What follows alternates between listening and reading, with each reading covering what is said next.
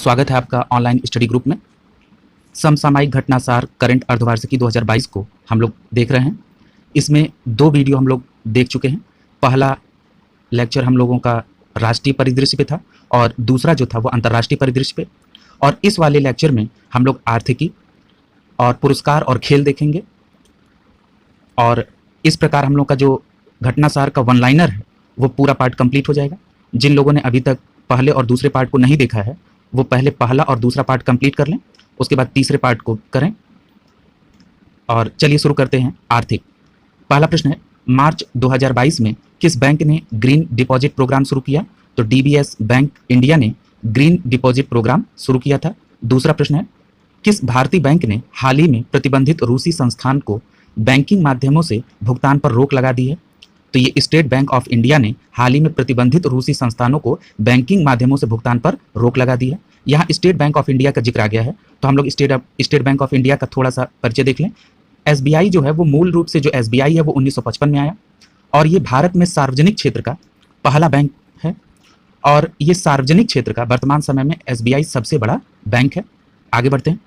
अगला प्रश्न है, सांख्यिकी और कार्यक्रम कार्यान्वयन मंत्रालय द्वारा हाल ही में जारी रिपोर्ट के अनुसार वर्तमान कीमतों पर प्रति व्यक्ति शुद्ध राज्य घरेलू उत्पाद की वृद्धि दर मामले में 1 करोड़ से अधिक आबादी वाला भारत का कौन सा राज्य शीर्ष पर है? तो ये तेलंगाना है। यानी कि अभी सांख्यिकी और कार्यक्रम मंत्रालय द्वारा अभी एक रिपोर्ट जारी की गई है। इस रिपोर्ट के अनुसार वर्तमान कीमतों पर प्रति व्यक्ति शुद्ध राज्य घरेलू उत्पाद की वृद्धि दर मामले में 1 करोड़ से अधिक आबादी वाले राज्यों में शीर्ष पर कौन है? तेलंगाना है। अगला प्रश्न है, रिलायंस इंडस्ट्रीज लिमिटेड ने कहां पर भारत का सबसे बड़ा व्यापार वाणिज्य और सांस्कृतिक गंतव्य द जियो वर्ल्ड सेंटर खोलने की घोषणा की है? तो वो मुंबई में खोला जाएगा। अगला प्रश्न की तरफ देखते हैं। 8 मार्च को आरबीआई के गवर्नर शक्तिकांत दास ने फीचर फोन के लिए किस नाम से यूपीआई आधारित पेमेंट प्रोडक्ट लॉन्च किया है? तो ये यूपीआई 123 पे लॉन्च किया है। यहाँ पर आप लोग देख रहे होंगे कि आरबीआई का जिक्र हुआ है तो थोड़ा सा आरबीआई को समझ लेते हैं। आरबीआई की स्थापना 1 अप्रैल 1935 को हुआ था और ये किसकी रिपोर्ट के आधार पर हुआ था? तो ये हिल्टन यंग रिपोर्ट के आधार पर हुआ था। और इसका राष्ट्रीयकरण कब हुआ है? तो 1 जनवरी 1949 को हुआ। इसका मुख्यालय पूछेगा कहाँ है? तो मुंबई में है। एक प्रश्न और पूछ सकता है, क्योंकि यहाँ पे आरबीआई के गवर्नर की जिक्र हुआ है तो ये भी पूछ सकता है कि आरबीआई के पहले गवर्नर कौन थे? 1935-37 में सर ऑसबोर्न स्मिथ थे। और अगर ये पूछ दे कि प्रथम भारतीय गवर्नर कौन थे तो सीडी देशमुख थे। और यहाँ पर हम लोगों ने देखा कि आरबीआई के गवर्नर शक्तिकांत दास ने एक फीचर फोन में एक पेमेंट प्रोडक्ट लॉन्च किया है यूपीआई, उसका नाम है यूपीआई 123 पे। इससे ग्राहक फीचर फोन के द्वारा स्कैन पेड पे के अलावा लगभग सभी लेन देन कर सकेंगे और इसके लिए इंटरनेट कनेक्शन की आवश्यकता भी नहीं होगी। ठीक है, अगला नाम याद कर रखिएगा ऐप का, एपीआई यूपीआई 123 पे। अगला प्रश्न है, financial action task force FATF ने मार्च 2022 में अपनी बैठक में पाकिस्तान को एक बार फिर ग्रे लिस्ट में बरकरार रखते हुए किस देश को ग्रे लिस्ट में शामिल किया है? तो संयुक्त अरब अमीरात को ग्रे लिस्ट में शामिल किया है। अगला प्रश्न है, कौन सी कंपनी मार्च 2022 में बीआईएस प्रमाण पत्र प्राप्त करने वाली विश्व की पहली लीनियर अल्काइल बेंजीन निर्माण कंपनी है? तो ये लीनियर अल्काइल बेंजीन जो है निर्माण कंपनी पेट्रो प्रोडक्ट्स तमिलनाडु है। अगला प्रश्न देखिए, मार्च 2022 में यानी 16 मार्च 2022 को भारत में आर्थिक संकट से जूझ रहे किस अपने पड़ोसी देश को $1 अरब का रियायती कर्ज देने की घोषणा की है? किसने? भारत ने। और किसको देगा? श्रीलंका को। कितना? $1 अरब देगा। अगला प्रश्न देखिए, मार्च 2022 में बाजार पूंजीकरण के मामले में किस देश ने दुनिया के शीर्ष 5 क्लबों में प्रवेश ले लिया है? तो वो भारत ने। अगला प्रश्न है, कौन सा क्रिप्टो प्लेटफॉर्म मार्च 2022 में एपकॉइन को सूचीबद्ध करने वाला भारत का पहला क्रिप्टो प्लेटफॉर्म बन गया है? तो वो जियो ओट्स है। यानी कि जियोट्स जो है, ठीक है, ये एक क्रिप्टो प्लेटफॉर्म है, ठीक है, जो एपकॉइन में सूचीबद्ध होने वाला भारत का पहला क्रिप्टो प्लेटफॉर्म है, ठीक है, जिसका नाम क्या है? जियोट्स। अगला देखिए, किस देश ने 2021 में भारत के व्यापार भागीदार के रूप में शीर्ष स्थान प्राप्त किया है? तो वो अमेरिका, ठीक है। और जो अमेरिका के साथ हम लोग का जो व्यापारिक संतुलन है वो सबसे सकारात्मक है और सबसे नकारात्मक व्यापारिक संतुलन किसके साथ है? तो चीन के साथ है। अगला प्रश्न, मार्च 2022 में जारी आईएफआर एशियाई अवार्ड 2021 में किस बैंक को Asian bank of the year का अवार्ड मिला है? तो Asian bank of the year का अवार्ड एक्सिस बैंक को मिला है। और किस में? ये आईएफआर एशिया अवार्ड 2021 में। अगला प्रश्न है, केंद्र सरकार ने कब तक कृषि में डीजल को अक्षय ऊर्जा में परिवर्तित करने का लक्ष्य रखा है? तो 2024 तक। डीजल को अक्षय ऊर्जा में परिवर्तित करने का लक्ष्य रखा है, और ये प्रश्न परीक्षा के हिसाब से इंपॉर्टेंट है। अगला प्रश्न है, संसदीय समिति ने हाल ही में मनरेगा में काम करने वाले दिनों की संख्या को 100 से बढ़ाकर कितने करने की सिफारिश की है? तो ये 150 दिन करने की सिफारिश की है। अब यहाँ पे मनरेगा का नाम आ गया है, तो थोड़ा मनरेगा को जल्दी से समझ लेते हैं। मनरेगा का जो पूरा नाम पूछ देता है कभी कभी, तो मनरेगा का पूरा नाम होगा महात्मा गांधी राष्ट्रीय ग्रामीण रोजगार गारंटी योजना, और इसका जो शुभारंभ हुआ था वो 2006 में हुआ था, 2 फरवरी 2006 को। और कहाँ पे पूछ देगा तो कहाँ हुआ था, तो आंध्र प्रदेश के अनंतपुर में हुआ था, ठीक है। और जो 2006 में हुआ था उस समय 200 जिलों तक ये सीमित था, और बाद में इसको 1 अप्रैल 2008 से जम्मू कश्मीर को छोड़ के पूरे भारत में इसको लागू कर दिया गया था। यानी प्रारंभ हुआ था 2006 में। अगर ये पूछेगा कि संपूर्ण भारत में कब हुआ, तो 1 अप्रैल 2008 को। और अगर ये पूछेगा कि नरेगा से मनरेगा कब बना, तो 2 अक्टूबर 2009 को। ये पूरा हम लोगों ने नरेगा को 360 डिग्री में देख लिया। अगला प्रश्न देखिए, हाल ही में केंद्रीय जांच ब्यूरो ने कितने रुपए के सबसे बड़े बैंक घोटाले के मामले में एबीजी शिपयार्ड लिमिटेड के खिलाफ मामला दर्ज किया है? तो ये 22,842 करोड़ का। याद रखिएगा, यहाँ पर ये एबीजी शिपयार्ड लिमिटेड का नाम याद रखना जरूरी है, हो सकता है इसी पे आधारित प्रश्न बना दे। अगला प्रश्न है,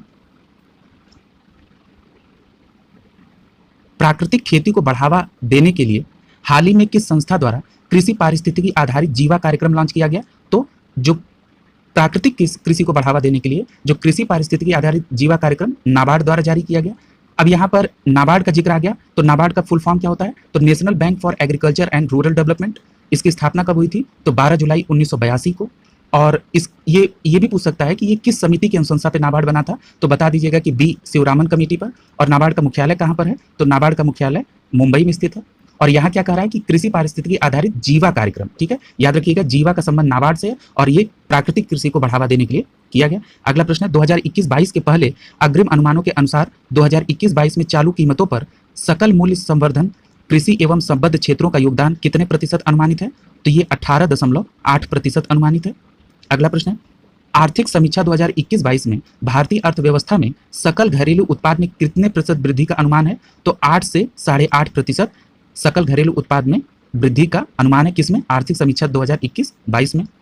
अगला प्रश्न है, 2022-23 के केंद्रीय बजट में राजकोषीय घाटा जीडीपी का कितना अनुमानित है? तो 6.4। पेपर की दृष्टि से ये इंपॉर्टेंट प्रश्न है कि 2022-23 के केंद्रीय बजट में जो राजकोषीय घाटा है वो जीडीपी का कितना है? तो 6.4 है। अगला प्रश्न है, केंद्रीय बजट 2022-23 में घोषित एम्बेडेड चिप और भावी प्रौद्योगिकी का प्रयोग करके ई पासपोर्ट भारत में किस वर्ष जारी किया होने लगेंगे?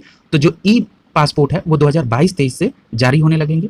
अगला प्रश्न है, सार्वजनिक कंपनी ओएनजीसी की पहली महिला चेयरपर्सन जनवरी 2022 में किसे नियुक्त किया गया? तो अलका मित्तल को। यानी ओएनजीसी की पहली महिला चेयरपर्सन कौन है? अलका मित्तल। यदि किसी संस्थान में कोई पहली महिला चेयरपर्सन इस तरह की नियुक्ति होती है तो परीक्षा के दृष्टिकोण से इंपॉर्टेंट होता है, तो अलका मित्तल जी को याद रखिएगा। अगला प्रश्न है, मार्च 2022 में जारी Deloitte Global Powers of Retailing 2022 ranking में रिलायंस रिटेल को कौन सा स्थान मिला है? तो 56वां स्थान मिला है। अगला प्रश्न, अगला इसी में है, इस सूची में अमेरिका की वॉलमार्ट इंक शीर्ष पर है और इसके बाद अमेजन इंक है। यानी कि जो डेलॉयट ग्लोबल पावर्स द्वारा रैंकिंग जारी की गई उसमें अमेरिका की वॉलमार्ट इंक ने पहला स्थान, उसके बाद दूसरे स्थान पर अमेजन इंक है, और भारत की रिलायंस रिटेल जो है वो 56वें स्थान पर है। याद रखिएगा। अगला प्रश्न है, प्रधानमंत्री नरेंद्र मोदी ने हाल ही में 16 जनवरी को किस दिन के रूप में मनाने की घोषणा की है? तो नेशनल स्टार्टअप डे। अब दिमाग में ये बात आती है कि नेशनल स्टार्टअप डे 16 जनवरी को ही क्यों मनाया गया? तो आप समझ गए होंगे कि नेशनल स्टार्टअप डे की शुरुआत ही 16 जनवरी 2016 को हुई थी, इसलिए इसकी मनाने की घोषणा भी 16 जनवरी को। याद रखिएगा। अगला प्रश्न है, आरबीआई के पूर्व गवर्नर उर्जित पटेल ने बीजिंग चीन में किस संस्थान के उपाध्यक्ष का पदभार जनवरी 2022 में ग्रहण किया? तो Asian infrastructure investment bank AIIB के उपाध्यक्ष के तौर पर आरबीआई के पूर्व गवर्नर उर्जित पटेल ने ज्वाइन किया है, ये याद रखिएगा। अगला प्रश्न है, प्रोफेशनल वेल्थ मैनेजमेंट PWM द्वारा आयोजित ग्लोबल प्राइवेट बैंकिंग अवार्ड 2021 में किस बैंक को भारत की सर्वश्रेष्ठ निजी क्षेत्र का बैंक चुना गया है? तो HDFC बैंक को भारत में निजी क्षेत्र का सर्वश्रेष्ठ बैंक चुना गया। किसमें? ग्लोबल प्राइवेट बैंकिंग अवार्ड 2021 में, याद रखिएगा। और किसके द्वारा आयोजित किया गया? तो ये प्रोफेशनल वेल्थ मैनेजमेंट PWM द्वारा। अगला है, हाल ही में कौन सी महारत्न कंपनी गैर इंटरनेट उपभोक्ताओं को LPG सिलेंडर बुक करने के लिए वॉइस आधारित डिजिटल भुगतान विकल्प प्रदान करने की पहली कंपनी बन गई है? तो ये Bharat petroleum corporation limited LPG cylinder book करने के लिए वॉइस आधारित डिजिटल भुगतान विकल्प देने वाली ये पहली कंपनी है, Bharat petroleum corporation limited BPCL। अब यहाँ पर एक नाम का जिक्र आ गया है, महारत्न, और आप लोगों को पता है कि जब भी इस तरह के कोई नाम का जिक्र आ जाए करंट में या किसी भी पारंपरिक विषय को पढ़ाते समय, तो मैं उसको कोरिलेट जरूर करता हूँ और इसका लाभ भी कई बार विद्यार्थियों को मिला है, तो इसको करना भी जरूरी है। तो यहाँ पे महारत्न की बात आए तो अगर ये पूछा जाए कि कितनी महारत्न कंपनियां हैं वर्तमान में, तो 11 हैं। नवरत्न कितनी है? 13 है। और मिनी रत्न कितनी है? तो 73 है। यानी महारत्न 11, नवरत्न 13 और मिनी रत्न 73 है, याद रखिएगा। अगला प्रश्न है, सिलिकॉन वैली में स्थित द इंडस एंटरप्रेन्योरशिप ने हाल ही में किस भारतीय उद्योगपति को global entrepreneur of the year का अवार्ड फॉर बिजनेस ट्रांसफॉर्मेशन के लिए दिया है? तो कुमार मंगलम बिरला को। ठीक है, यानी कि global entrepreneurs of the year का अवार्ड फॉर बिजनेस ट्रांसफॉर्मेशन किसको? कुमार मंगलम बिरला को। अगला प्रश्न है, गेल ने हाल ही में प्राकृतिक गैस प्रणाली में हाइड्रोजन सम्मिश्रण के लिए भारत की पहली परियोजना लॉन्च की है, तो कहां पे की है? इंदौर, मध्य प्रदेश में। किसके द्वारा? तो गेल के द्वारा। प्राकृतिक गैस प्रणाली के लिए हाइड्रोजन सम्मिश्रण की भारत की पहली परियोजना, याद रखिएगा इस विषय को, इंदौर, मध्य प्रदेश में, चूंकि हाइड्रोजन को इस समय काफी प्रमोट किया जा रहा है। अगला देखिए, केंद्रीय बजट 2022-23 में वित्त मंत्री निर्मला सीतारमण द्वारा पूर्वोत्तर के विकास एवं वेम्बुलिंक रोड्स के लिए किस योजना की शुरुआत की गई है? तो पीएम डिवाइन योजना की। पीएम डिवाइन योजना का संबंध किससे है? तो पूर्वोत्तर के विकास के लिए और बैम्बू लिंक रोड्स के लिए। ठीक है, बैम्बू लिंक रोड के लिए पीएम डिवाइन योजना का। ठीक है, और ये बजट में प्रस्तुत है, तो इसलिए ये और इंपॉर्टेंट हो जाता है। अगला प्रश्न है, भारतीय लघु उद्योग बैंक सिडबी ने हाल ही में किस राज्य में महिलाओं के लिए वेस्ट टू वेल्थ क्रिएशन नामक कार्यक्रम शुरू किया है? तो सुंदरवन, पश्चिम बंगाल में सिडबी ने महिलाओं के लिए वेस्ट टू वेल्थ क्रिएशन का कार्यक्रम शुरू किया है। अब यहाँ सिडबी का नाम आया तो आपके दिमाग में तुरंत आना चाहिए कि सिडबी की स्थापना कब हुई थी? तो 2 अप्रैल 1990 को। और अगर आपसे ये भी पूछा जाता है कई बार पेपर में कि सिडबी का फुल फॉर्म क्या है, तो small industries development bank of India, और इसका मुख्यालय कहाँ है? तो लखनऊ में है। और इसको हिंदी में क्या कहा जाता है? तो भारतीय लघु उद्योग विकास बैंक कहा जाता है। अगला प्रश्न है, और यहाँ पे क्या पूछा है कि यहाँ वेस्ट टू वेल्थ क्रिएशन कहाँ पे शुरू किया गया? तो सुंदरवन, पश्चिम बंगाल, सिडबी के द्वारा। अगला प्रश्न है, हाल ही में पूरी तरीके से प्लास्टिक वेस्ट न्यूट्रल बनने के लिए देश की पहली कंज्यूमर गुड्स कंपनी कौन सी है? तो डाबर इंडिया। याद रखिएगा, प्लास्टिक वेस्ट न्यूट्रल बनने वाली देश की पहली कंज्यूमर गुड्स कंपनी कौन सी है? डाबर इंडिया। और अभी हम लोगों ने पढ़ा है पिछले सेकंड लेक्चर में कि सबसे ज्यादा प्लास्टिक कचरा कौन फैला रही है? तो कोको कोला। आगे देखें, हाल ही में किस देश को विश्व व्यापार संगठन में विकासशील देश का दर्जा मिला है? तो चीन को विश्व व्यापार संगठन में विकासशील देश का दर्जा मिला है। ठीक है, अगला चलते हैं। और अगर यहाँ पे विश्व व्यापार संगठन की बात आ गई है तो याद दिला दें आपको कि जेनेवा, स्विट्जरलैंड में इसका मुख्यालय है और इसकी स्थापना 1995 में हुई थी। अगला प्रश्न है, अंतर्राष्ट्रीय मुद्रा कोष को जनवरी 2022 में किसे अपना नया मुख्य अर्थशास्त्री नियुक्त किया है? अब यहाँ पे अंतर्राष्ट्रीय मुद्रा कोष की बात आ गई है, यानी आईएमएफ की बात आ गई। तो इसकी स्थापना कब हुई थी? 1945 में, और इसका मुख्यालय कहाँ पे है? वाशिंगटन डीसी में। अब प्रश्न पे देख लेते हैं, अंतर्राष्ट्रीय मुद्रा कोष को जनवरी 2022 में किसे अपना नया मुख्य अर्थशास्त्री मिला? तो पियरे ओलिवियर गॉरिचस को मिला है, यानी पियरे ओलिवियर गॉरिचस को मिला है मुख्य अर्थशास्त्री का एक नया पद। आगे देखें, जनवरी 2022 में जारी ब्लूमबर्ग बिलियनियर्स इंडेक्स 2022 को किस एशिया के सबसे अमीर व्यक्ति कौन बने हैं? तो एशिया के सबसे अमीर व्यक्ति घोषित हुए गौतम अडानी, ये पूछा जा सकता है। और किस रिपोर्ट में ये बात कही गई है? ब्लूमबर्ग बिलियनियर्स इंडेक्स 2022 में। अगला प्रश्न है, हाल ही में रिलायंस जियो प्लेटफॉर्म्स ने यूएस आधारित किस डीप टेक स्टार्टअप कंपनी में $15 मिलियन में 25% की हिस्सेदारी खरीदी है? तो ये टू प्लेटफॉर्म में हिस्सेदारी किसने खरीदी है? रिलायंस जियो प्लेट ने। अगला प्रश्न देखिए, हाल ही में जारी आर्थिक सर्वेक्षण 2021-22 के अनुसार भारत वन क्षेत्र बढ़ाने में मामले में दुनिया में किस स्थान पर है? तो तीसरे स्थान पे है। यानी कि कह रहा है कि आर्थिक सर्वेक्षण 2021-22 में यह बताया गया कि भारत वन क्षेत्र बढ़ाने के मामले में दुनिया में किस स्थान पे है? तीसरे स्थान पे है। अगला है, दिसंबर 2021 में किस देश ब्रिक्स न्यू डेवलपमेंट बैंक में चौथे सदस्य के रूप में शामिल हुआ है? तो मिस्र है। और इसके अलावा अन्य 3 सदस्य कौन है? तो बांग्लादेश है, यूएई है, उरुग्वे है। यानी जो ब्रिक्स न्यू डेवलपमेंट बैंक में चौथे सदस्य के तौर पर मिस्र आया, और इसमें पहले ही ऑलरेडी बांग्लादेश, यूएई और उरुग्वे थे।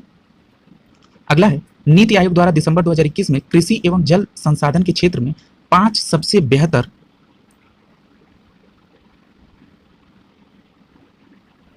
करने वाले आकांक्षी जिलों की घोषणा की गई। इन आकांक्षी जिलों में पहले स्थान पर कौन है? तो मलकानगिरी है। वो कहां पर है? उड़ीसा में स्थित है। अगला प्रश्न देखें, फरवरी 2022 में हुरून इंडिया द्वारा जारी वेल्थ रिपोर्ट 2021 में भारत के करोड़पति परिवारों की संख्या में कितने प्रतिशत की वृद्धि देखी गई है? तो 11% की। किसके रिपोर्ट में? ये हुरून इंडिया की रिपोर्ट है, वेल्थ रिपोर्ट। इसमें भारत के करोड़पति परिवारों की कितने प्रतिशत की वृद्धि हुई है? 11% की, याद रखिएगा। हाल ही में Tata consultancy service limited TCS ने कहां पर डिजिटल गैराज लॉन्च किया है? तो टीसीएस ने डिजिटल गैराज सिडनी ऑस्ट्रेलिया में। अगला प्रश्न है, किस देश द्वारा हाल ही में भारतीय व्यापार यात्रियों के लिए वीजा मुक्त प्रवेश सुनिश्चित किया है? तो ये मालदीव ने भारत व्यापार यात्रियों के लिए, यानी कि जो भारतीय यात्री व्यापार के उद्देश्य से आ रहे हैं उनको मुफ्त वीजा प्रवेश दिया जाएगा। कहां पर? मालदीव में। अब यहां मालदीव की बात आ गई तो मालदीव की राजधानी कहां पर है? माले है। भारत, अगला प्रश्न है, भारत के डिजिटल पारिस्थितिक तंत्र को विकसित करने के लिए गूगल निम्न में से किस कंपनी में $1 बिलियन का निवेश करेगा? तो ये एयरटेल में गूगल 1 बिलियन का, और किसके लिए? डिजिटल पारिस्थितिक तंत्र को विकसित करने के लिए। अगला प्रश्न है, हाल ही में किस मंत्रालय ने मेरी पॉलिसी मेरा हाथ अभियान लॉन्च किया है? तो कृषि एवं किसान कल्याण मंत्रालय ने यह अभियान लॉन्च किया, मेरी पॉलिसी। प्रश्न है, the disconnect between ambition and impact के अनुसार जलवायु परिवर्तन को लेकर चिंता के मामले में भारतीय कंपनियां कौन से स्थान पर हैं? तो ये 5वें स्थान पर हैं। अगला प्रश्न है, इंडिया रेटिंग में 2021-22 में भारत की जीडीपी वृद्धि के मामले में कितने प्रतिशत रहने का अनुमान व्यक्त किया गया है? तो ये 8.6%। कह रहा है कि इंडिया रेटिंग ने 2021-22 में भारत की जीडीपी वृद्धि पर कितने प्रतिशत रहने का अनुमान लगाया? तो 8.6 पर। यहाँ इंडिया रेटिंग के अनुसार ये बात याद रखिएगा। याद। अगला है, फरवरी 2022 में किस राज्य ने स्टार्टअप मिशन ने गूगल के साथ समझौता किया है? तो ये केरल ने स्टार्टअप मिशन गूगल के साथ समझौता किया है। अगला प्रश्न है, भारत ने किस देश के साथ फरवरी 2022 में नीली अर्थव्यवस्था और महासागर शासन पर एक रोड मैप पर हस्ताक्षर किया? तो फ्रांस के साथ। यानी कि भारत और फ्रांस के बीच में फरवरी 2022 में एक समझौता हुआ, और वो किस बात पर हुआ? तो नीली अर्थव्यवस्था और महासागर शासन पर एक रोड मैप पर तैयारी हुई दोनों लोगों के बीच में। अगला है, रिलायंस रिटेल ने बिग बाजार की जगह अब किस नाम से नया रिटेल स्टोर ब्रांड शुरू करने जा रहा है? तो ये स्मार्ट बाजार नाम से शुरू करेगा। कौन? रिलायंस रिटेल द्वारा। हाल ही में किस राज्य ने मुख्यमंत्री श्रमिक कल्याण प्रकल्प योजना शुरू की है? तो त्रिपुरा ने।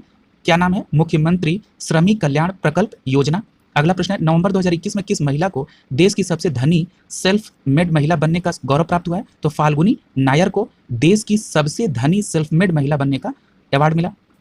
अगला है, केंद्र सरकार ने कब से पेट्रोल में 20% एथेनॉल मिलाने की योजना को शुरू किया है, की घोषणा की है? तो 1 अप्रैल 2023 से पेट्रोल में 20% एथेनॉल मिलाया जाएगा। यह परीक्षा के दृष्टिकोण से काफी महत्वपूर्ण प्रश्न है। अगला देखते हैं, अक्टूबर 2021 में जारी एडलविंग हुरून इंडिया परोपकारी सूची 2021 में शीर्ष पर कौन है? तो अजीज प्रेमजी हैं।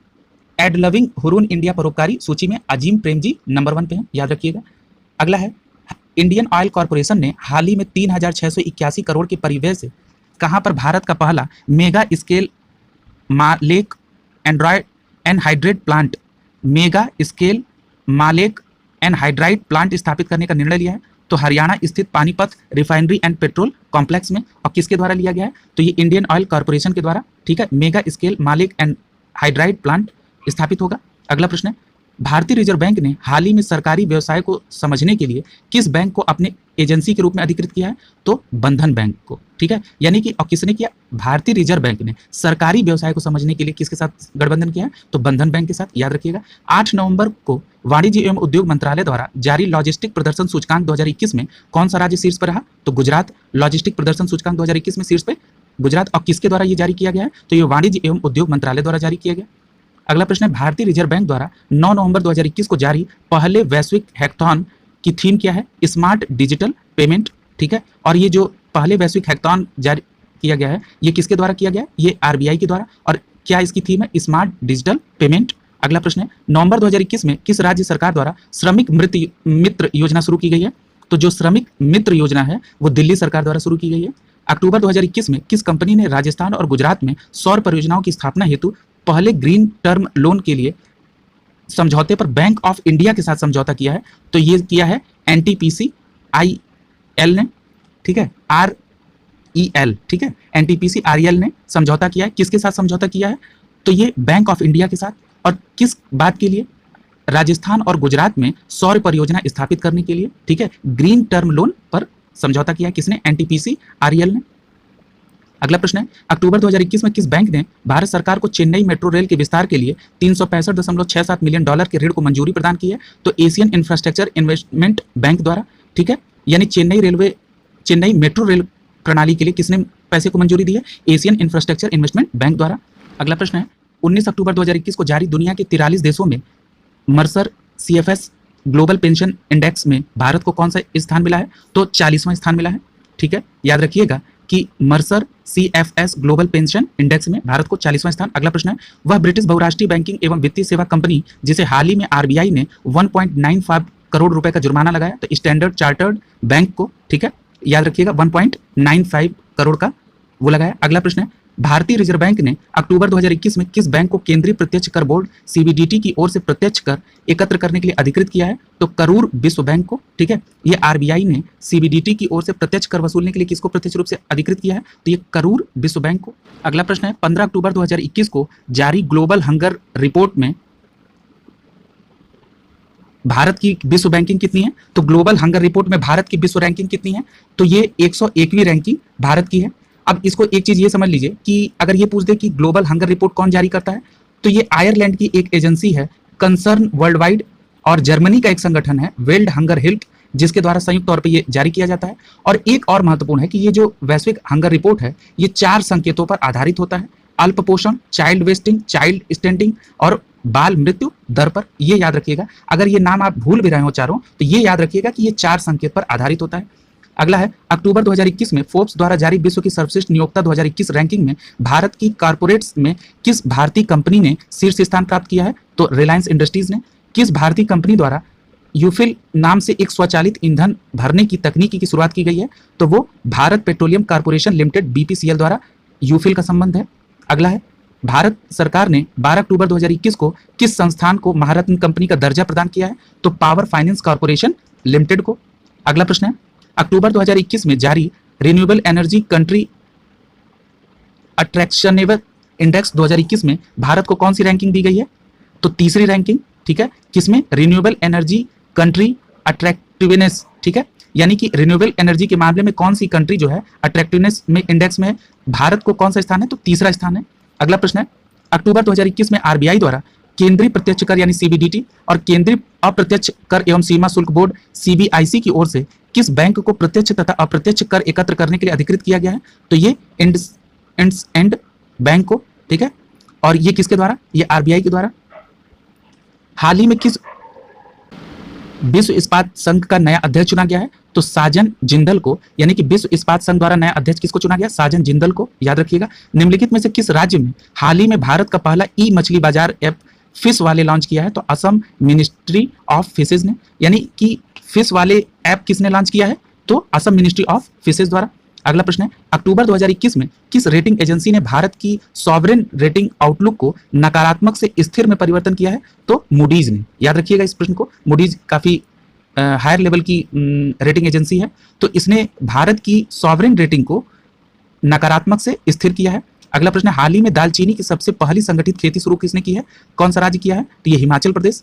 अगला है, नवीकरणीय ऊर्जा के लिए पिछले दिनों केंद्रीय ऊर्जा मंत्री RK सिंह ने किस नए बाजार खंड को लॉन्च किया, तो ग्रीन डे अहेड मार्केट को, यानी ग्रीन डे अहेड मार्केट को किसने लॉन्च किया है, RK सिंह ने, ठीक है।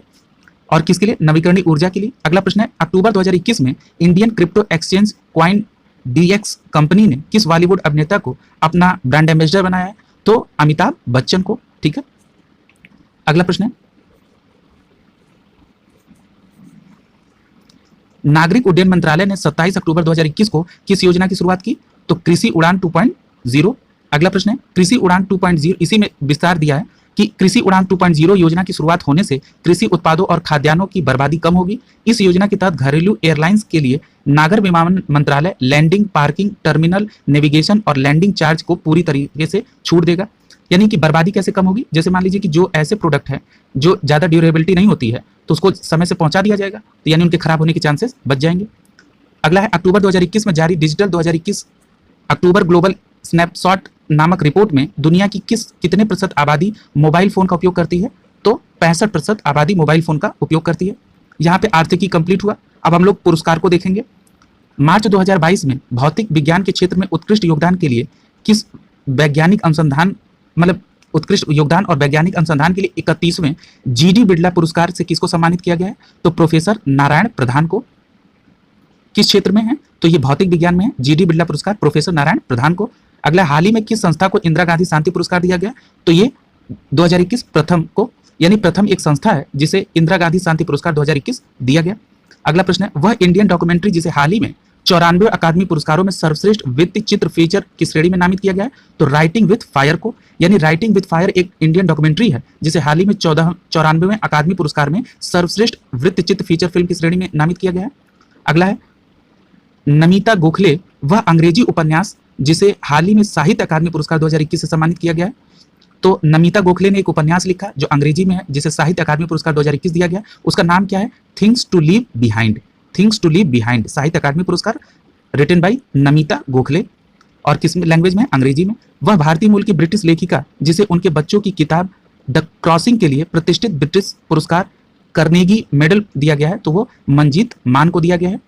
ठीक है, किसके लिए? द क्रॉसिंग के लिए। अगला है बॉलीवुड अभिनेत्री पूर्व मिस यूनिवर्स सुष्मिता सेन को DC south Asian film festival 2021 में टेलीविजन सीरीज आर्या 2 में उत्कृष्ट प्रदर्शन के लिए अवार्ड दिया गया। कौन सा अवार्ड दिया गया? आर्या 2 में काम करने के लिए।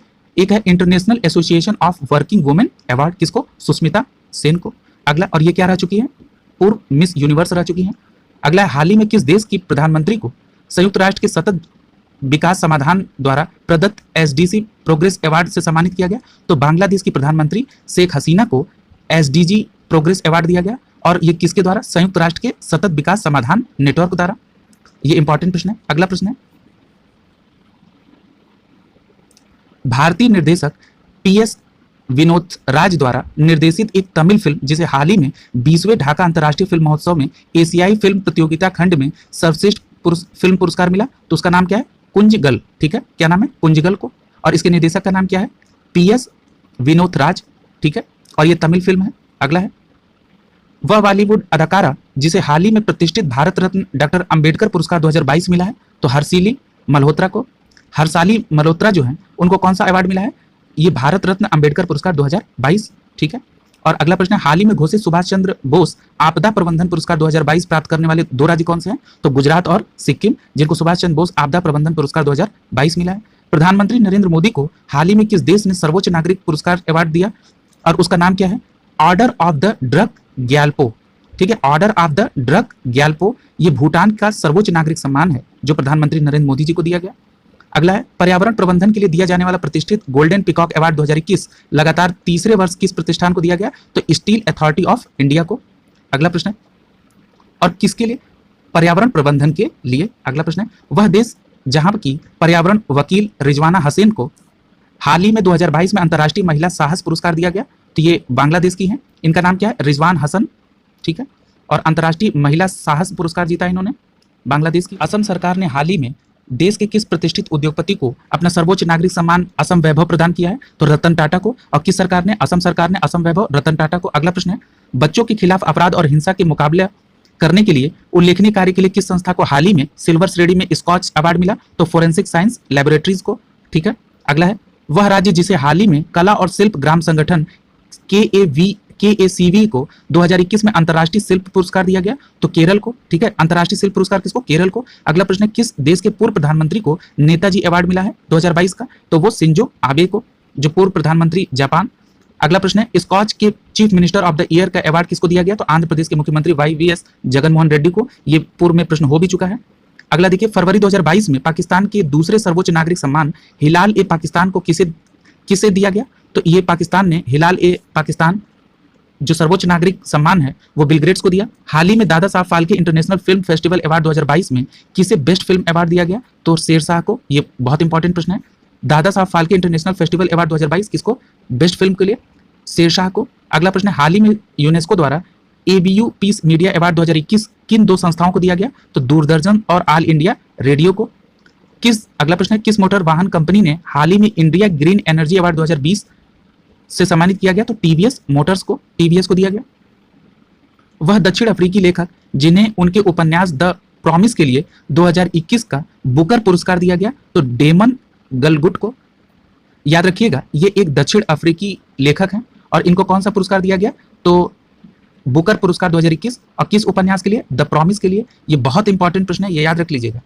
अगला है COP26 में अंडर 2 गठबंधन for climate action in inspiring regional leadership award जीतने वाला भारत का एकमात्र राज्य कौन है? तो वो राजस्थान है। अगला प्रश्न है वह फिल्म अभिनेता जिसे 25 अक्टूबर 2021 को 51वें दादा साहब फाल्के पुरस्कार मिला है, तो वो रजनीकांत जी को। यानी 51वां दादा साहब फाल्के पुरस्कार रजनीकांत को कब मिला? 25 अक्टूबर 2021 को। अगला प्रश्न है, गर्मी और स्पर्श पर शोध के लिए किन दो अमेरिकी वैज्ञानिकों को चिकित्सा का नोबेल पुरस्कार मिला है? तो ये डेविड जूलियस और एर्मेदो पटापाउटियन को, ठीक है, किसको? डेविड जूलियस को याद रख लीजिए, और किसको मिला? पटापाउटियन को, ठीक है। और ये किसके लिए मिला? गर्मी और स्पर्श पे शोध करने के लिए। ये अमेरिकी के हैं और ये चिकित्सा नोबेल मिला है इनको।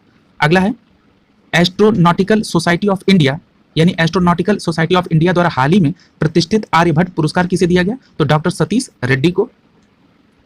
यमन के एक मानवीय संगठन जिसे अक्टूबर 2021 में UNCHR नानसेन रिफ्यूजी अवार्ड 2021 से सम्मानित किया गया, तो वो है जिल अल्बेना एसोसिएशन फॉर ह्यूमैनिटेरियन डेवलपमेंट के लिए, यानी कि येमेनी, ठीक है, याद रखिएगा। अगला है, यूएस इंडिया बिजनेस काउंसिल द्वारा USIBC द्वारा अक्टूबर 2021 में किसे ग्लोबल लीडरशिप अवार्ड 2021 दिया गया? तो शिव नाडर और मल्लिका श्रीनिवासन को ग्लोबल लीडरशिप अवार्ड 2021 दिया गया। और किसके द्वारा दिया गया? तो यूएस इंडिया बिजनेस काउंसिल द्वारा।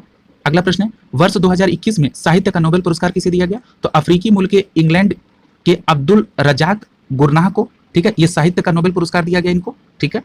और ये अब्दुल रजाक गुरनाह जो हैं ये तंजानिया के रहने वाले हैं, ठीक है। अगला प्रश्न है,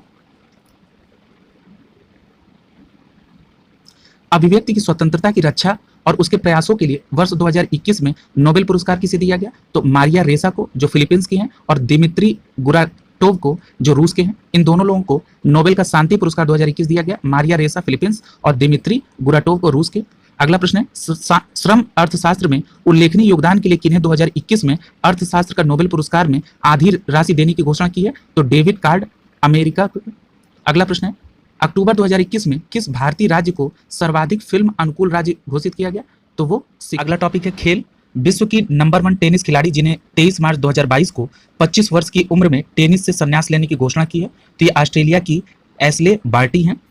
अगला, बार्टी ने 2019 में क्ले कोर्ट में फ्रेंच ओपन, 2021 में ग्रास कोर्ट पर विंबलडन और 2022 में हार्ड कोर्ट पर ऑस्ट्रेलियन ओपन ग्रैंड स्लैम खिताब जीता था, ठीक है। ये कोर्ट का नाम याद रखिएगा कि कौन क्ले कोर्ट पर है और कौन ग्रास कोर्ट पर। अगला है, पद्म विभूषण पुरस्कार 2022 से सम्मानित होने वाले भारत के पहले पैरा एथलेटिक्स कौन बन गए हैं? तो देवेंद्र झाझरिया। अभी हमने आपको पिछले लेक्चर में बताया था कि पद्म पुरस्कार के अंतर्गत 3 प्रकार के पुरस्कार होते हैं। एक होता है पद्म विभूषण, एक होता है पद्म भूषण, एक होता है पद्मश्री। टोटल 128 पद्म पुरस्कार दिए गए, जिसमें पद्म विभूषण 4 लोगों को, हमने पिछले लेक्चर में पूरे 4 डिटेल भी बताई है, जिन्होंने नहीं देखा वो देख लें। और जो पद्म भूषण है वो 17 लोगों को और पद्मश्री 107 लोगों को दिया गया। और यहाँ पर पहले पैरा एथलेटिक्स हैं जिन्हें पद्म भूषण अवार्ड दिया गया, क्या नाम है? देवेंद्र झाझरिया। अगला प्रश्न है, 4 मार्च 2022 से शुरू हुए आईसीसी महिला विश्व कप 2022 की मेजबानी कौन सा देश करेगा? न्यूजीलैंड। इंपॉर्टेंट प्रश्न है। अगला प्रश्न है, अंतर्राष्ट्रीय पैरालिम्पिक समिति ने किस देश के खिलाड़ी पर 2022 शीतकालीन पैरालंपिक में हिस्सा लेने पर प्रतिबंध लगा दिया? तो रूस और बेलारूस को, क्योंकि ये युद्ध में के कारण। अगला है, एमपीएल ने 47वीं राष्ट्रीय महिला शतरंज चैंपियन में अपना अंतिम WGM प्राप्त कर भारत की 23वीं महिला ग्रैंड मास्टर कौन बनी है? तो प्रियंका नुटकी, ठीक है। अगला है, मार्च 2022 में श्रीलंका के साथ खेली गई टेस्ट क्रिकेट श्रृंखला में कौन सा भारतीय तेज गेंदबाज कपिल देव को पीछे करते हुए सर्वाधिक टेस्ट विकेट लेने वाला अनिल कुंबले के बाद दूसरा भारतीय गेंदबाज बने हैं? तो ये रविचंद्रन अश्विन बने हैं। अगला है, मार्च अप्रैल 2022 में न्यूजीलैंड में आयोजित एक दिवसीय क्रिकेट विश्व कप में हिस्सा लेते हुए 6 क्रिकेट विश्व कप में हिस्सा लेने वाली दुनिया की पहली महिला क्रिकेटर कौन बन गई हैं? मिताली राज। इसको एक बार और समझते हैं। न्यूजीलैंड में आयोजित एक दिवसीय क्रिकेट विश्व कप में हिस्सा लेते हुए 6 क्रिकेट विश्व कप में हिस्सा लेने वाली दुनिया की पहली महिला क्रिकेटर है मिताली राज, ठीक है। अगला है, जनवरी 2022 में आईपीएल की कौन सी फ्रेंचाइजी टीम देश की पहली स्पोर्ट्स यूनिकॉर्न उद्यम बनी है? तो वो चेन्नई सुपर किंग्स बनी है। अगला है, कहाँ की सरकार ने भारतीय क्रिकेटर सुरेश रैना को स्पोर्ट्स आइकन अवार्ड मार्च 2022 से सम्मानित किया? तो मालदीव की राजधानी माले। और उनको, किसको? सुरेश रैना को स्पोर्ट्स आइकन अवार्ड 2022। अगला प्रश्न है, न्यूजीलैंड में खेली जा रही आईसीसी महिला क्रिकेट विश्व कप 2022 में किस भारतीय महिला गेंदबाज ने विश्व कप में सर्वाधिक विकेट लेने का रिकॉर्ड बनाया है? तो झूलन गोस्वामी ने, याद रखिएगा इस बात को। अगला है, बॉल ऑफ द सेंचुरी देने वाले कलाई के जादूगर ऑस्ट्रेलियाई क्रिकेटर जिनका हार्ट अटैक से 52 वर्ष की उम्र में 4 मार्च 2022 को थाईलैंड में निधन हो गया, शेन वॉर्न। अगला है, फरवरी 2022 में जारी आईसीसी टी20 में शीर्ष स्थान पर कौन सा देश है? भारत। ये बहुत इंपॉर्टेंट है। मार्च 2022 में स्पोर्ट्स स्टार एसेज अवार्ड प्रदान किए गए, जिसमें किस पुरुष को महिला टोक्यो ओलंपिक पदक विजेता को sports star of the year पुरुष और sports star of the year महिला का पुरस्कार दिया गया? तो नीरज चोपड़ा और मीराबाई चानू को। नीरज चोपड़ा को sports star award of the year पुरुष और sports star of the year महिला मीराबाई चानू को। अगला है, फरवरी 2022 में चीन के बीजिंग में संपन्न शीतकालीन ओलंपिक खेल 2022 में कौन से देश पदक तालिका में शीर्ष के स्थान पर रहा? नॉर्वे। ये इंपॉर्टेंट है कि शीतकालीन ओलंपिक खेल कहां पे 2022 में आयोजित किए गए? तो वो बीजिंग में। और पदक तालिका में शीर्ष पर कौन रहा? नॉर्वे। अगला है, किस फ्रेंचाइजी टीम द्वारा हाल ही में प्रो कबड्डी लीग सीजन 8 का खिताब जीता गया? तो दबंग दिल्ली द्वारा। बहुत अच्छा प्रश्न है कि किस फ्रेंचाइजी टीम द्वारा हाल ही में प्रो कबड्डी लीग सीजन 2008 जीता गया? दबंग दिल्ली। अगला है, बिहार की वह क्रिकेटर जो रणजी ट्रॉफी ग्रुप मैच के में हाल ही में मिजोरम के विरुद्ध अपने प्रथम श्रेणी पदार्पण मैच में 13 शतक लगाकर विश्व कीर्तिमान बनाया है? तो ये साकिबुल गनी है। साकिबुल गनी ने। अगला है, वह भारतीय क्रिकेटर जिसे डिश टीवी इंडिया में फरवरी 2022 में अपना ब्रांड एम्बेसडर बनाया है? तो ऋषभ पंत को। ठीक है, यानी डिश टीवी इंडिया ने अपना ब्रांड एम्बेसडर किसको बनाया? ऋषभ पंत को, याद रखिएगा। विराट कोहली और न्यूजीलैंड के मार्टिन गुप्टिल को पीछे छोड़ते हुए फरवरी 2022 में टी20 अंतर्राष्ट्रीय में सर्वाधिक रन बनाने वाले खिलाड़ी कौन बन गए हैं? तो रोहित शर्मा, याद रखिएगा। टी20 में इन्होंने विराट कोहली और न्यूजीलैंड के मार्टिन गुप्टिल को पीछे कर दिया है। अगला प्रश्न है, भारत में 16 वर्षीय वह ग्रैंड मास्टर जिन्होंने हाल ही में 5 बार के विश्व चैंपियन मैग्नस कार्लसन को एक मैच में पराजित करके सबको चौंका दिया, वो रमेश बाबू प्रज्ञानंद। ठीक है, रमेश बाबू प्रज्ञानंद।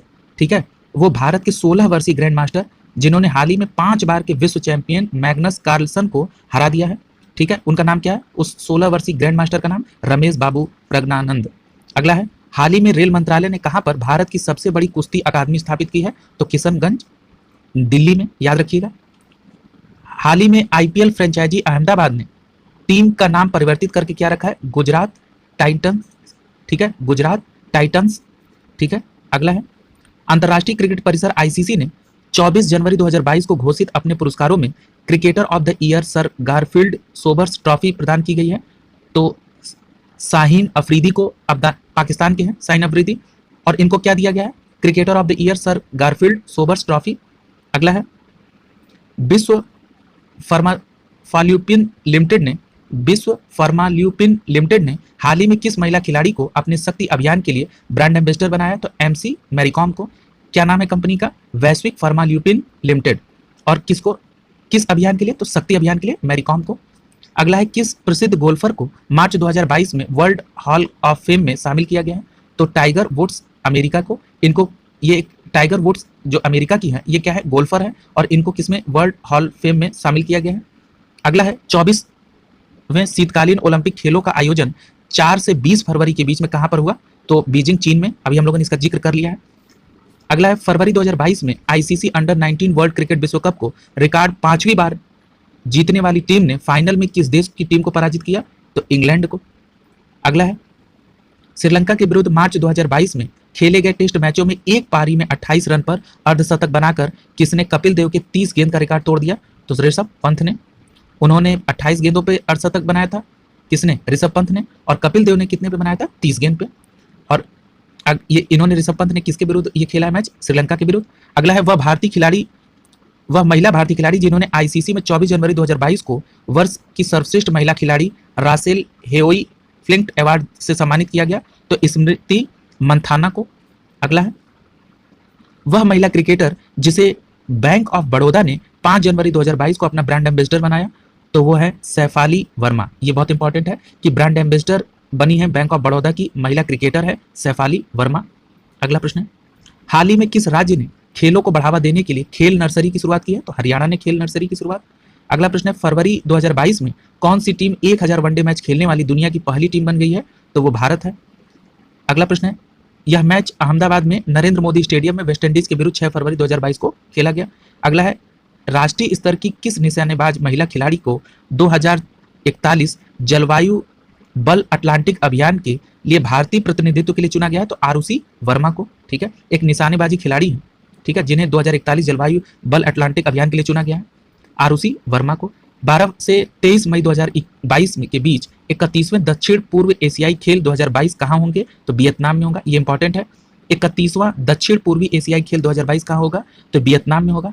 अगला प्रश्न है, जनवरी 2022 में कौन भारत का 73वां शतरंज ग्रैंड मास्टर बना है? तो भारत सुब्रमण्यम। याद रखिएगा, ये भारत सुब्रमण्यम 73वें शतरंज ग्रैंड मास्टर हैं। ठीक है, कई बार क्रम में परिवर्तन कर देता है, तो इसलिए ये क्लियर कट याद होना चाहिए कि 73वें शतरंज ग्रैंड मास्टर भारत सुब्रमण्यम। अगला, हाल ही में गेम्स 24x7 ब्रांड एम्बेसडर 2022 के रूप में किसे नियुक्त किया गया? फिल्म अभिनेता ऋतिक रोशन को। ठीक है, किसके लिए? 24x7 गेम्स 24x7 के लिए ऋतिक रोशन को ब्रांड एम्बेसडर। हाल ही में कौन सी कंपनी 2022 और 2023 के लिए इंडियन प्रीमियर लीग की टाइटल स्पॉन्सर होगी? तो टाटा। इंपॉर्टेंट प्रश्न है, यानी कि जो 2022 और 23 के लिए इंडियन प्रीमियर लीग आईपीएल में जो टाइटल स्पॉन्सर होगी वो टाटा होगी। अगला है, तीसरा एशियन यूथ गेम्स 2021 का आयोजन दिसंबर 2022 में कहां पर प्रस्तावित है? तो वो सांताऊ चीन में। कौन सा होगा? तीसरा एशियन यूथ गेम्स होगा सांताऊ चीन में। अगला प्रश्न है, एशियाई युवा पैरा खेल 2025 के 5वें संस्करण की मेजबानी कौन करेगा? तो ताशकंद उज्बेकिस्तान। ये क्या है? एशियाई युवा पैरा खेल 2025 का 5वां संस्करण है। अगला प्रश्न है, यूएई के दुबई में फरवरी 2022 के आखिरी सप्ताह में संपन्न पैरा तीरंदाज विश्व कप 2022 में रजत पदक जीतने वाली भारत की पहली पैरा आर्चर बनी है? तो पूजा जातियान को। यानी पूजा जातियान जो है वो पैरा तीरंदाज विश्व कप 2022 में रजत पदक जीतने वाली भारत की पहली पैरा आर्चर बनी है। अगला प्रश्न है, बीजिंग शीतकालीन 2022 में भारत की ओर से किस एकमात्र खिलाड़ी ने हिस्सा लिया? तो आरिफ मोहम्मद खान अल्पाइन स्कीइंग के खिलाड़ी हैं, और ये एकमात्र खिलाड़ी हैं जिन्होंने बीजिंग शीतकालीन में हिस्सा लिया है। तो याद रखिएगा, इनका नाम क्या है? Arif Mohammad Khan alpine skiing. अगला प्रश्न है, दुबई में 14 नवंबर 2021 को संपन्न 7वें आईसीसी T20 कप का खिताब किस देश ने पहली बार जीता? तो ऑस्ट्रेलिया ने। याद रखिएगा कि 7वें आईसीसी T20 विश्व कप को किसने जीता? तो ऑस्ट्रेलिया ने। ठीक है, और कहां पे हुआ था? दुबई में। अगला प्रश्न है, पुरुषों की फ्रेंचाइजी क्रिकेट में पहली बार किसे महिला कोच के रूप में नियुक्त किया गया? तो सारा टेलर को। अगला प्रश्न है, ये पुरुषों की फ्रेंचाइजी क्रिकेट में पहली बार महिला कोच हैं सारा टेलर। इंपॉर्टेंट है ये। महिला क्रिकेटर के रूप जिसे 2021 के लिए भारत के सर्वोच्च खेल पुरस्कार मेजर ध्यानचंद खेल रत्न पुरस्कार से सम्मानित किया गया? तो मिताली राज को। यानी कि महिला क्रिकेटर जिन्हें 2021 में भारत के सर्वोच्च खेल रत्न पुरस्कार मेजर ध्यानचंद खेल रत्न पुरस्कार दिया गया, तो मिताली राज को। अगला प्रश्न है, नवंबर 2021 में भारत के 72वें शतरंज ग्रैंड मास्टर खिलाड़ी कौन बने हैं? तो मित्राभ गुहा को। ये कोलकाता के हैं, मित्राभ गुहा। अगला है, games 24x7 fantasy cricket platform My 11 Circle ने किस खिलाड़ी को नवंबर 2021 में अपना ब्रांड एम्बेसडर बनाया? तो मोहम्मद सिराज को। पर अभी हम लोगों ने पढ़ा था कि गेम्स 24x7 का जो ब्रांड एम्बेसडर ऋतिक रोशन को, और यहाँ पर बदल गया है। यहाँ पर माई 11 सर्किल के लिए मोहम्मद सिराज को ब्रांड एम्बेसडर है। याद रखिएगा, कंपेयर करके याद रखिएगा। चेन्नई सुपर किंग्स ने आईपीएल 2021 के फाइनल में कोलकाता नाइट्स को पराजित कर आईपीएल के 14वें संस्करण का खिताब जीता। इस खिताब के साथ सीएसके ने कुल कितनी बार खिताब जीता? तो 4 बार खिताब जीता है ये। ठीक है, याद रखिएगा, चेन्नई सुपर किंग्स ने फाइनल में कोलकाता नाइट राइडर्स को पराजित किया है। ठीक है, 14वें संस्करण में। और कितनी बार खिताब जीता? 4 बार। अक्टूबर 2021 में कौन भारत की 21वीं महिला ग्रैंड मास्टर बनी? तो दिव्या देशमुख। अगला प्रश्न है, आईपीएल 2021 में किस गेंदबाज को सर्वाधिक 32 विकेट लेने के कारण पर्पल कैप दिया गया? तो हर्षल पटेल को। भारत में होने वाले 22वें अंडर 17 महिला फुटबॉल विश्व कप के शुभांकर के हाल ही में अनावरण किया? तो ईभा। ठीक है, याद रखिएगा, अंडर 17 महिला फुटबॉल विश्व कप में शुभांकर क्या? ईभा। अगला है, ईभा एक एशियाई शेरनी है जो महिला सशक्तिकरण का प्रतिनिधित्व करती है। अगला है, अक्टूबर 2021 में किस भारतीय क्रिकेट एसोसिएशन ने दुनिया के सबसे बड़े क्रिकेट बल्ले का अनावरण किया? तो हैदराबाद क्रिकेट एसोसिएशन ने। अगला है, German sports wear brand Adidas ने अक्टूबर 2002 में किस बॉलीवुड अभिनेत्री को महिला खेलों के लिए ब्रांड एम्बेसडर बनाया? तो दीपिका पादुकोण को। ठीक है, अगला प्रश्न है, अक्टूबर 2021 में किन 2 भारतीय क्रिकेटरों को इंग्लैंड मेरिलोबिन क्रिकेट क्लब एमसीसी की आजीवन सदस्यता दिया गया? तो हरभजन सिंह को और जवागल श्रीनाथ को। इस प्रकार समसामयिक घटनासार की जो वन लाइनर करंट अफेयर्स है वो राष्ट्रीय, अंतर्राष्ट्रीय, आर्थिकी, पुरस्कार और खेल जगत, वो इन सारे फॉर्मेट इन तीनों वीडियो के फॉर्म में पूरा कर दिया गया है। जिन लोगों का यूके पीसीएस देना है उन लोगों को ऑल द बेस्ट, और जो लोग बाकी पेपर की तैयारी कर रहे हैं उनके लिए भी समान उपयोगी है ये, ठीक है। ये तो यूके पीसीएस वालों के लिए एक अतिरिक्त अवसर के रूप में ये आ गया, और ये करंट अफेयर्स किसी भी प्रतियोगी परीक्षा या कहीं पर भी आप एंट्रेंस एग्जाम के लिए भी तैयारी कर रहे होंगे तो ये समान रूप से उपयोगी होगा। बस प्रश्नों की स्तर में परिवर्तन कर दिया जाता है। आशा करता हूं कि आपको ये सीरीज अच्छी लगी होगी। भविष्य में जो भी ऑथेंटिक इस तरह की मैगजीन होंगी उनको डिटेल में कंप्लीट कराया जाएगा। आप लोगों का